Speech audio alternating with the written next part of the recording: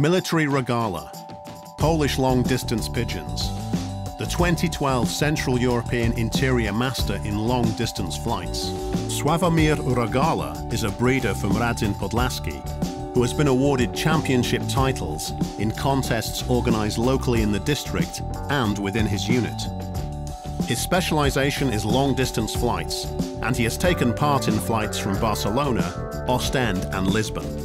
In addition, he has always managed to achieve spectacular results. His pigeons are purchased by aficionados from all over Europe, as well as more distant parts of the world. There will also be an opportunity to take part in a flight from Bilbao.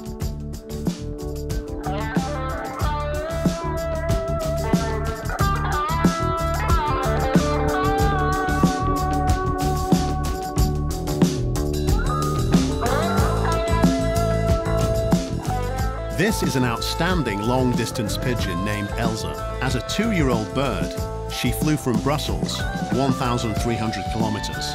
As a 3-year-old, she flew from Brest, 2,000 kilometers. As a 4-year-old, she flew from Lisbon, almost 3,000 kilometers. Welcome to all male and female homing pigeon breeders, especially fans of long-distance flights. My military Rogala breeding is strongly rooted within military pigeon training tradition. After the war, my grandfather Ludwig brought back homing pigeons from a military unit located in Modlin and decided to breed them. According to my grandfather, there was always a small bunch of pigeons to take care of, approximately 30 to 40. However, he did not use them for flights. Their purpose was to keep him company. Then the birds were taken over by my father, Marian, who also did not train the pigeons with regard to flights. It can be said that I grew up surrounded by pigeons, as I spent a lot of time with them during my childhood, taking care of them and feeding them. When I was 8 or 10, I took the pigeons to a nearby town for something called mini flights. I grabbed my bike, put 3 or 4 pigeons into a small box and took them on a trip. The distance travelled was 3 to 4 kilometers. It was a real adventure for me. When I got home on my bike, I noticed that the birds had reached the destination much earlier. They hunted further than I took them, but it was a kind of childish game. It was a source of enjoyment for me. When I was 18, I decided to enroll in the Polish Homing Pigeon Breeder Association at its local unit in Radzin-Podlaski.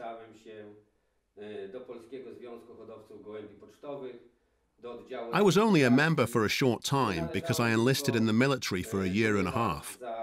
I then had a 2-year break from breeding, during which my father took care of the birds. When I finished my military service, it was 1990, a time of remarkable political transformation in the country. I found it hard to get a job, so I went abroad for some time.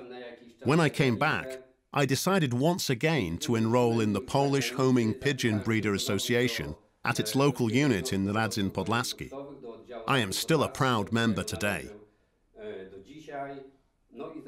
After the enrollment, I made the decision to devote the majority of my time to breeding pigeons and preparing them for flights. I consider my military Rogala birds to be exceptional. I am not the only one who thinks in this way, as the birds have taken part in many long-distance and extreme distance flights and always produced mind-blowing performances. They are capable of flying distances of over 1,500 or even 2,000 kilometers. Last year, they returned from Lisbon and traveled an overall distance of 3,000 kilometers. They are truly determined to reach their goal. They are stubborn, willing to find some spots to spend the night in, as well as to hunt on the fields to survive. I think that they are undoubtedly the best pigeons in the world, especially when it comes to extreme distances. As of today, I do not want to deal with any other species, as I consider my birds to be favorable.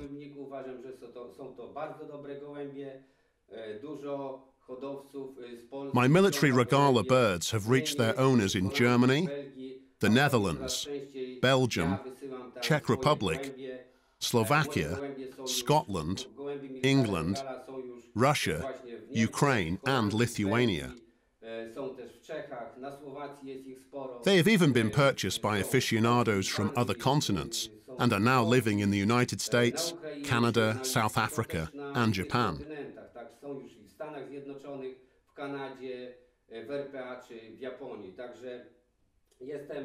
I am very proud that I have managed to develop such a stunning species, capable of returning from flights to Barcelona, London or Lisbon.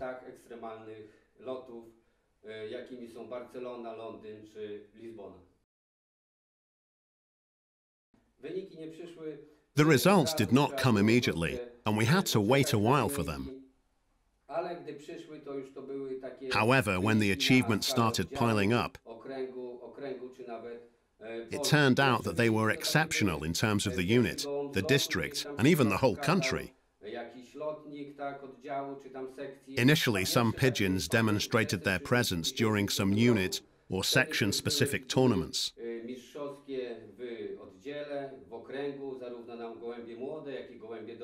The first real achievements were reported in 2007.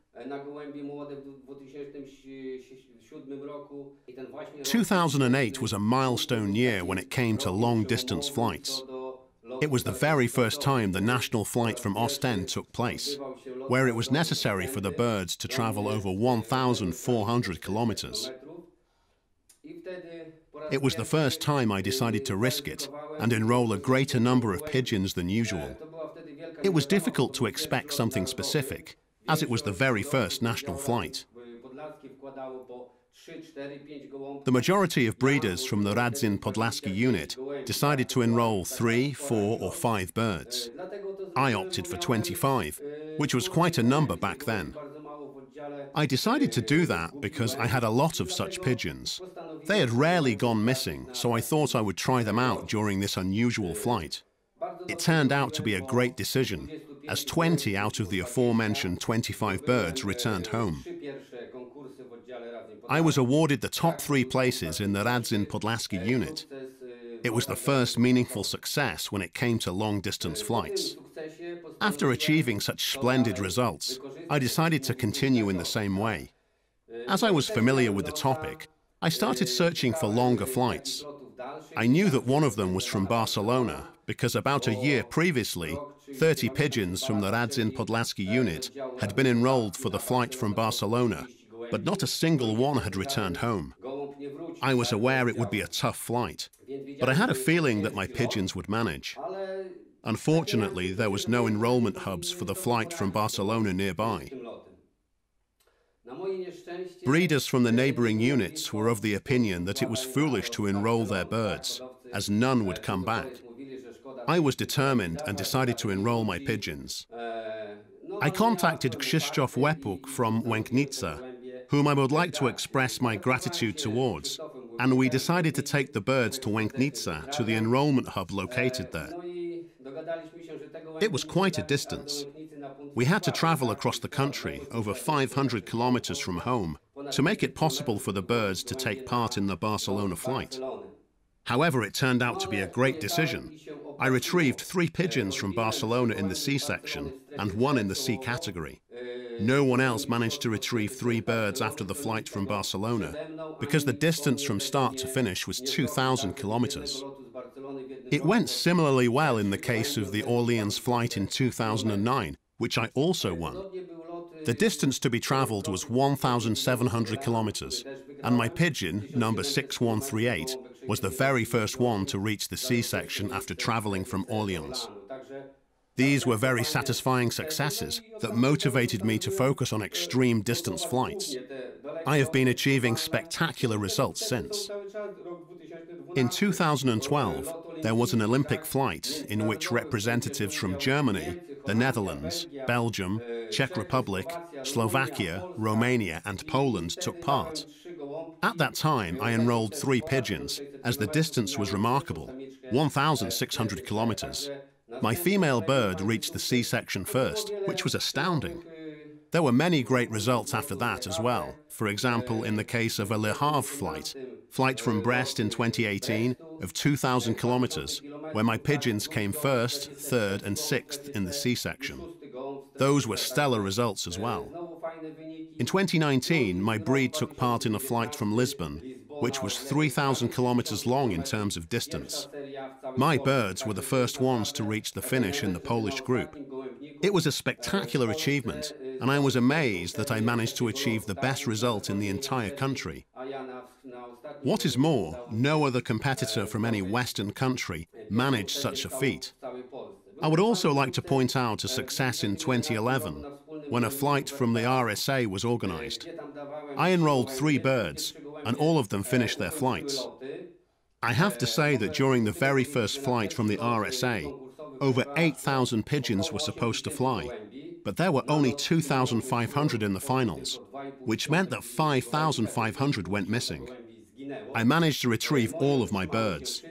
It was the same during the finals, where 1,500 out of 2,500 returned, with all of mine being present at the finish.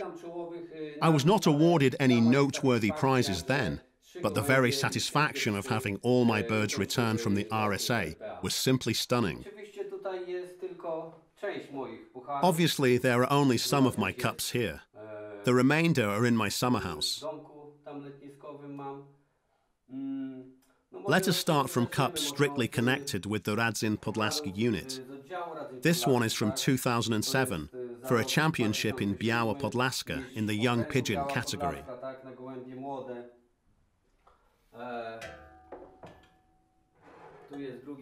This is the second runner-up cup in the Biała Podlaska unit in the elder pigeon category.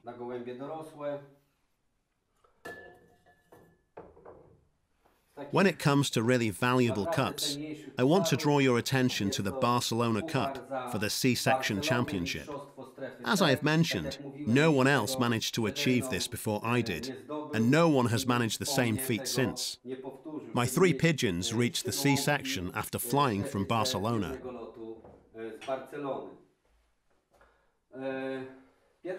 This is the cup for first place in the C-section in the Olympic flight for female pigeon number 304. This is a cup from last year for a Lisbon flight over 2,600 kilometers to the C-section. The distance traveled by the bird was equal to 2,811 kilometers. The 2012 Central Europe Inter Champion. I have to say that I am very proud of the title. What is more, I have also won long-distance flight club championship titles several times. This one here is from 2009. I have received quite a few cups, and as I have mentioned before, only some of them can be seen here. I was also given an Olympic diploma in London. It was received because of female pigeon number 304. There are many cups here to be admired. This one is for Lisbon, for female pigeon number 3937, who was third in the C-section. There have been many great results and successes.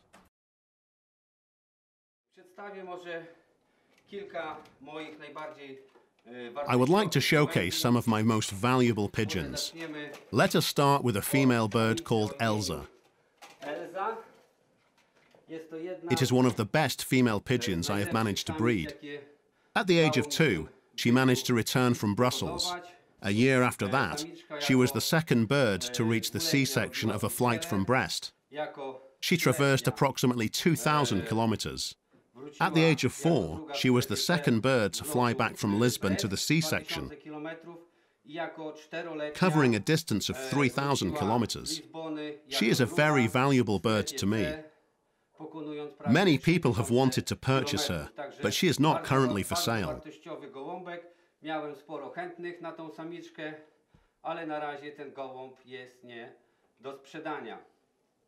While watching YouTube clips, one can notice that a number of breeders show their birds as having a single feather tail.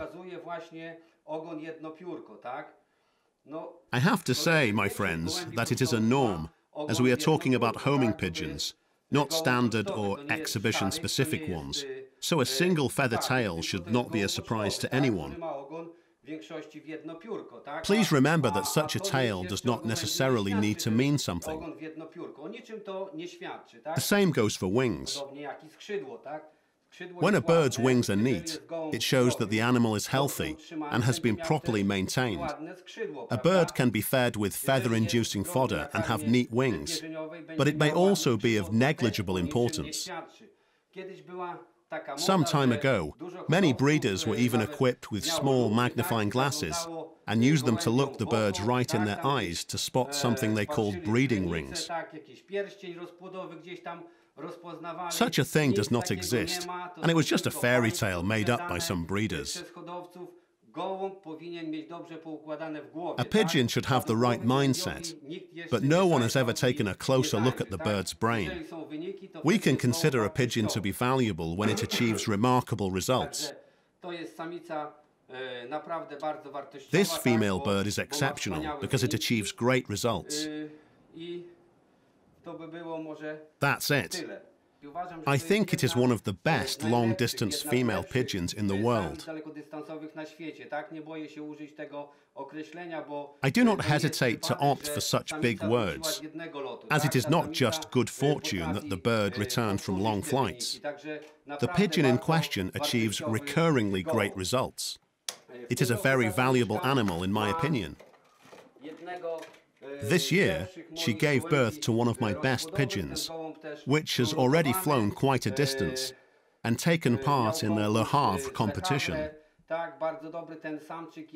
It is a wonderful male pigeon, the descendant of some of my older birds.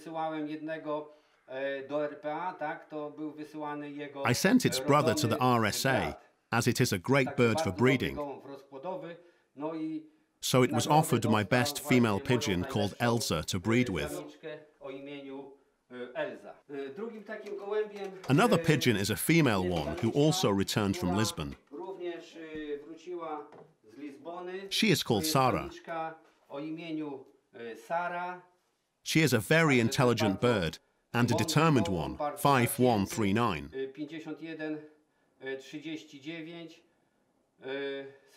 She returned in 5th place to the C section of the flight from Lisbon. Her wings are very neat, but we all know that it means nothing, similar to a single feather tail.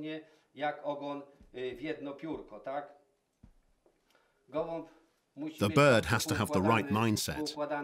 I have to say at this point that such birds can not only be very intelligent, but also stunningly beautiful. The female pigeon has been bred with one of my late German males. He is Elsa's son and was chosen as a perfect match for the discussed female.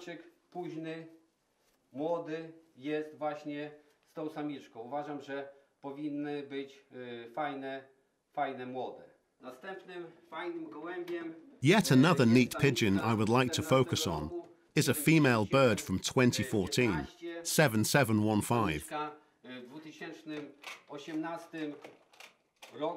She returns from the flight from Brest after covering a distance of 2,000 kilometers.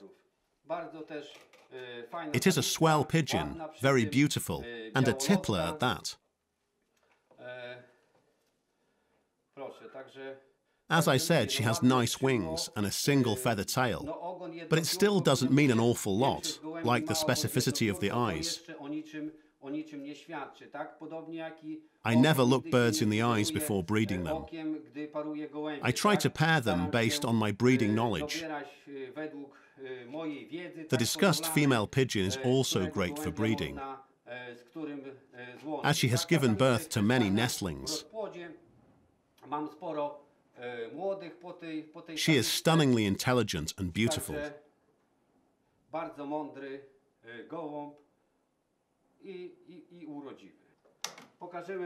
Let me also showcase one of my males.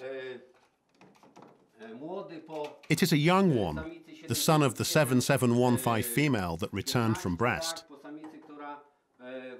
It is a great pigeon who has flown a lot, has been used for breeding, and is also a tippler. His mother was rather dark, so as a result he is a blue spotted bird. He is quite stunning, and as mentioned, he has been used for breeding.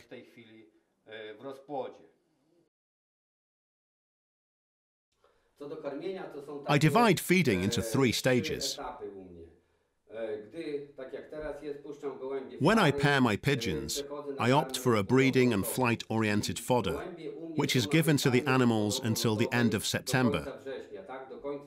That is the end of the flight season. I do not opt for any fancy diets or unreliable feed. After the end of the flight season, I switch to a feather-inducing fodder similar to other breeders. It is given to the animals until the end of December. Starting from the 1st of January, or at least from the beginning of the month, I use winter fodder. In my case, it comprises exclusively of corn. I have been feeding my animals in such a way for quite some time now, and I think that it is a very good method, allowing the pigeons to gain some weight. At first, I was not sure if my birds would survive being only fed corn, but it turned out that it was not harmful for them, and they all survived. Later on, they learned to consume corn exclusively, and ate it until mid-February. After this period, I typically opt for a bit more efficient fodder, and avoid switching corn for breeding and flight-oriented feed. I use a mixture of wheat and corn to slowly ease the animals into eating the breeding and flight-oriented fodder.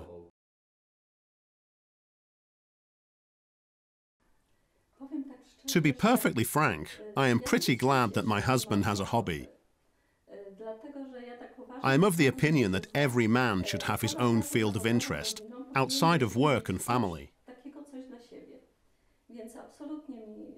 It does not disturb me at all. On the contrary. I have to say that Sławek can neatly divide his time between professional work, family, and his hobby. We are both professionally active, and both have our own fields of interest. When it comes to pigeons, I have to say that I have grown fond of them as well. I love watching the pigeons return after my husband has taken them away to fly back to their nests. In the morning, we tend to drink coffee together and wait for them to return. It is a source of entertainment and relaxation for us.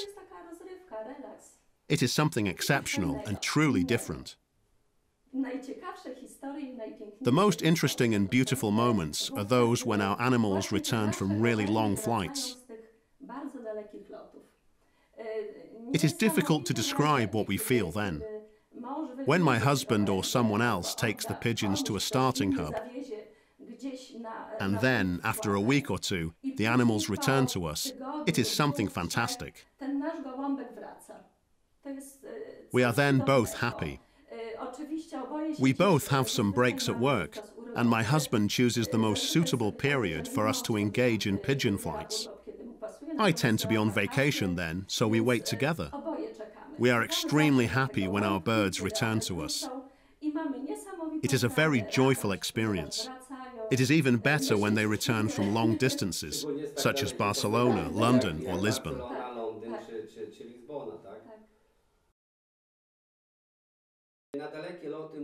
Proper pigeons have to be selected for long flights. I think that it is fair, as it is rather difficult to train an animal for this. It is possible to perform some basic training sessions and prepare a bit, but it all depends on the bird. It has to be sturdy, motivated, and be willing to reach the dovecot no matter what. As I mentioned, I prepare the pigeons and avoid feeding them in the dovecot. Starting from mid-May or at the end of the month, I try to feed them outside of their nests. It teaches the birds that there is nothing to eat in the dovecot and that they have to look for food elsewhere. I do the same with water, for them to be able to develop foraging skills. The pigeons then start to go to the fields more frequently. It helps motivate them to look for sources of food and water outside their very own dovecot. What is more, I try to separate the animals from the newborn nestlings, especially those which are 1 or 2 days old. I do my best to ensure that, if a flight is to be at the beginning of July, there are 1 or 2 young pigeons in the nest at maximum. I am of the opinion that the maternal instincts of a female pigeon kick in the most when the smallest nestlings are in the dovecot. I typically pair my pigeons in February. The period starts at the end of February and lasts until about the 5th of March. The time frame is often from the 25th of February to the 5th of March. I have no scheduled days for pairing, for it all depends on the weather. This year, March is rather warm, but it used to be very cold, so I had to start pairing later. However, it is the rule in my case to focus on pairing near the end of February. As previously mentioned, while pairing, no focus should be attached to the eyes or the posture. I try not to pair 2 very good flying animals. Nevertheless, I have to say that there are no strict rules that can be adopted here with regard to combining animals into pairs. One has to have a bit of luck and choose them properly. I personally try to pair a good flyer with a late descendant of good pigeons. It is the same case in 80 to 90% of all scenarios. Sometimes I pair 2 good flyers, but it is a rarity. Based on my observations, it is much better to pair a good flyer with a late descendant of good pigeons, as it delivers the most satisfactory results.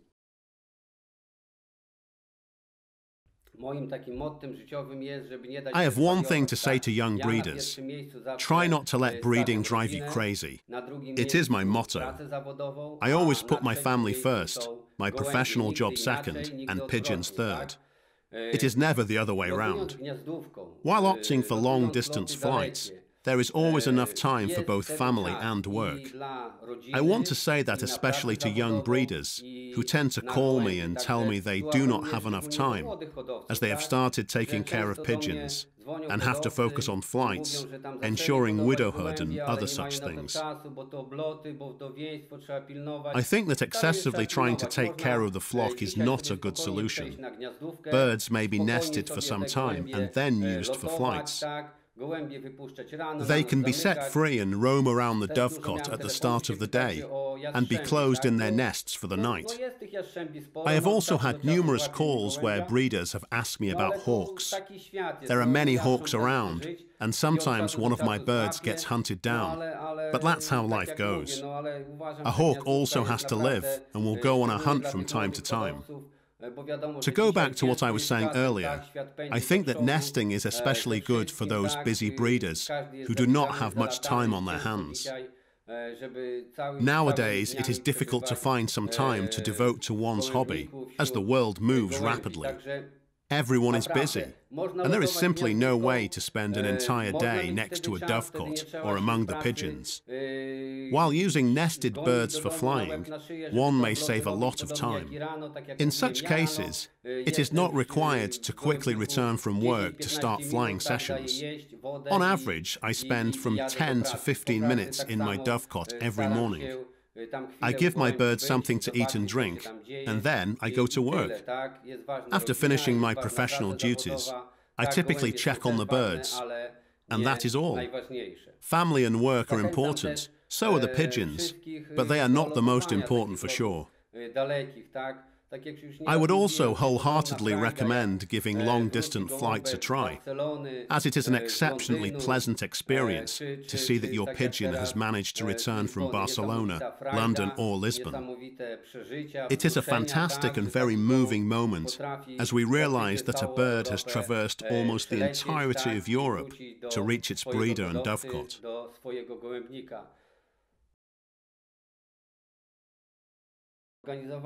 My plans for 2020 are quite simple. There will be a flight from Bilbao organised on the 20th of June. As far as I know, pigeons are to be released before the Poland-Spain match. The Polish team will play against Spain as part of the European Championship there. I will surely participate in the event. I would like to achieve the best possible position, but I approach each and every flight very carefully. I try not to be overly confident, as one may win several championships in a row and then lose one unexpectedly. I would like to win the flight, but I know that it is not an easy task, and I would be happy with any result. Each and every pigeon returning to me from the flight will be a source of joy for me. The flight from Bilbao is a priority. I want to encourage breeders who would like to try their luck with such an extreme flight. The distance from the starting point to Poland is over 2,000 kilometers. I will surely take part in the event. I will also attempt to participate in the flight from Scotland, but it will be something new for me, because flights from Scotland have not yet been organised. It may be quite an intriguing flight.